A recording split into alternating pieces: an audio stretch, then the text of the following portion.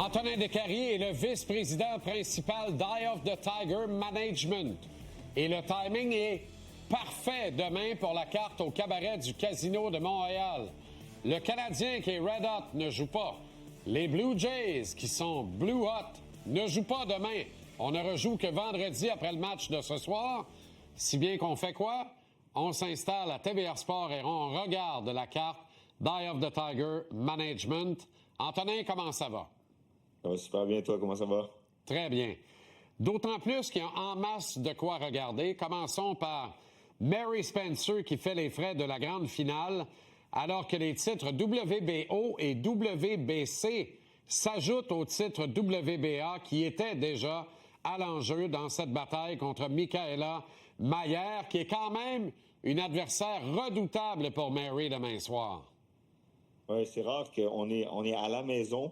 C'est nous les champions, puis on est quand même sous-estimé à 5 contre 1. Là. Donc, c'est un combat clairement qui est loin d'être gagné à l'avance. Mikaela Mayer a vraiment fait ses preuves. C'est une double championne du monde. Elle veut gagner un titre dans une 3e catégorie.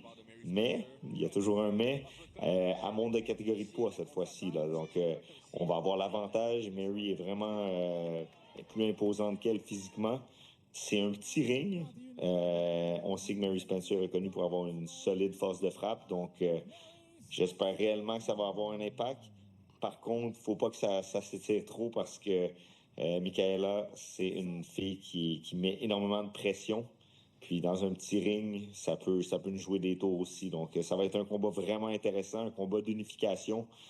C'est de loin le plus grand combat de l'histoire de la boxe féminine. C'est le fun qu'on peut savoir ça demain soir. C'est vraiment une belle opportunité. Et elle est, Mikaela Mayer, dans une condition physique exceptionnelle à l'aube de ce combat. Est-ce que, en fait, la question victoire-défaite est reliée essentiellement, Antonin, et c'est ce que j'entends dans ton propos, à la claque, à la force de frappe de Mary, là, dont elle va devoir faire usage et de la bonne manière très tôt dans le combat? C'est pas la seule manière de gagner, mais effectivement, quand t'as l'avantage sur la force de frappe, t'essayes d'en profiter. C'est un combat compliqué quand même. Là. On s'entend que tu l'as mentionné, Mikaela Mayer, c'est vraiment une solide opposante. Elle est très respectée sur la scène internationale. C'est une fille qui a déjà été championne du monde à 2 occasions. Ça sera pas... Je me répète, là, je suis très confiant. Le fait que Mary a connu un bon camp d'entraînement. Elle a fait ça. Mary vient de l'Ontario. Elle est retournée chez elle pour faire son camp d'entraînement. Elle l'a terminé ici au gym de Ian McKillop à Montréal les 3 dernières semaines. Mais je la sens vraiment dans une condition parfaite. Aujourd'hui, c'était la pesée officielle, évidemment. Les 2 filles n'avaient pas nécessairement bu puis mangé convenablement. Là. Il fallait qu'ils respectent le poids. Puis je sentais que Mary était prête pour demain. Là. Elle était facile à fâcher. La régie a demandé une couple de questions après le combat, puis étant donné que après la pesée, Mikaela était déjà partie, puis était courte dans ses réponses. Là. Tu voyais qu'elle avait hâte que le combat ait lieu demain, puis je pense que c'est de bon augure. Tant mieux. Il y a une 2e finale. Moi, je peux pas appeler ça une demi-finale. Wilkins-Mathieu, Shaquille Pin.